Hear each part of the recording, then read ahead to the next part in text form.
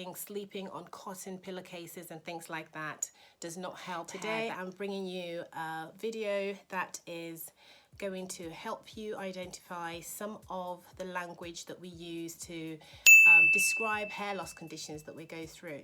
With hair loss conditions, we have hair shedding, hair breaking, and hair thinning. So these are the three categories that we put hair loss under. I'm going to start with hair breakage.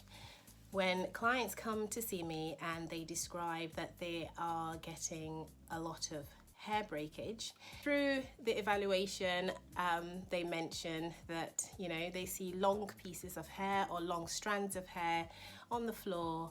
Usually what identifies that as is that the hair is actually shedding. So we're expecting clients or human beings to shed about an average 100 strands of hair a day. Depending on what is normal for you, you may experience a little less or a little more, but on average about 100 strands. When clients mention that they are experiencing hair breakage, and it is truly hair breakage, where we find that the hair is actually breaking at several areas of the hair shaft, that is a true case of hair breakage. We then look at some of the things that we can do to help them. Usually with hair breakage, it is mostly things that you're doing at home or practices that you're engaging in that is causing that to occur. Some of these practices include heat styling without thermal protection, or heat styling altogether.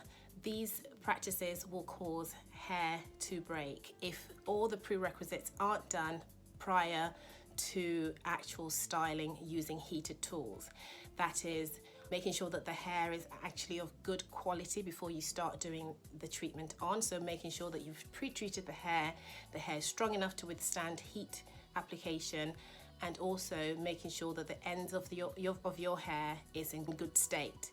So this part of your hair is the oldest part of your hair, and we encourage that clients make sure that that area is in good condition before they proceed to do any heat styling. Other reasons why clients may experience hair breakage is using chemical relaxers or chemical treatments at home.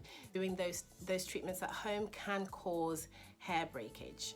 Some things that clients also may do at home that may contribute to hair breakage is combing the hair when the hair is wet, or detangling the hair in a very rough manner. I encourage clients to detangle their hair as gently as possible, and as always, right from the ends of the hair, working your way up to the scalp. When clients don't do that, they find that they experience hair breakage quite often. Some clients who often experience hair breakage are also clients who over time they have noticed that their hair is thinning, and that in itself produces not a very good strength of hair for it to withstand a lot of styling or the environmental pressures that we put our hair under in general. So just rubbing the hair, friction, tugging, sleeping on cotton pillowcases and things like that does not help hair that is already quite fine in nature or that is becoming progressively fine. Now I'd like to discuss how hair shedding is also completely different to hair breakage.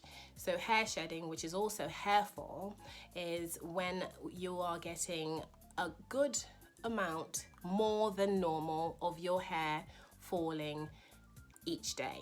What I mean by that is that you're noticing longer strands of hair with some of the hair bulb attached to it. You are experiencing hair that is falling more so than normal. So more than your average 100 strands of hair a day, you're experiencing about 100 and maybe 200 strands of hair a day, and it's progressive. It's usually how clients are noticing these things themselves. How we identify that is the length of the hair. If the length of the hair is exactly as it is the length on the hair that is on your head, then that is a classic case of hair shedding or hair fall. Another thing that is actually quite significant in identifying this is making sure that the clubbed end, so the end of the hair bulb, is still attached to the fallen hairs. That tells us that the hair has actually falling straight from the roots and it's not been interfered with, or that its length has not been, you know, abruptly broken in a process of styling. Some of the reasons that clients experience hair shedding or hair fall are trauma to the hair bulb. So this could be through traction, where clients are pulling their hair or having their hair in tighter hairstyles, hormonal issues or fluctuations, either through childbirth or any other illnesses, nutritional deficiencies, or autoimmune conditions. So anything that causes trauma to the body makes the hair accelerates itself to the shedding stage, which means that you're having more hair shedding than you're having more hair growth. Thyroid issues, starting and stopping birth control, skin diseases and infections, or chemical burns through relaxers. So I advise clients to have their technical and chemical treatments done by a professional so that they can get the best care as possible. Then lastly, we have the hair miniaturization.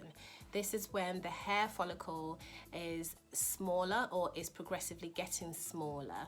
So clients notice that their hair used to be thicker and now it's losing density. They're not noticing necessarily a lot more hair fall or hair shedding or hair breakage. They're just noticing that the hair itself is becoming thinner. What we also start to notice in clients who experience hair miniaturization is that the hair that is now being grown or produced is also becoming weaker.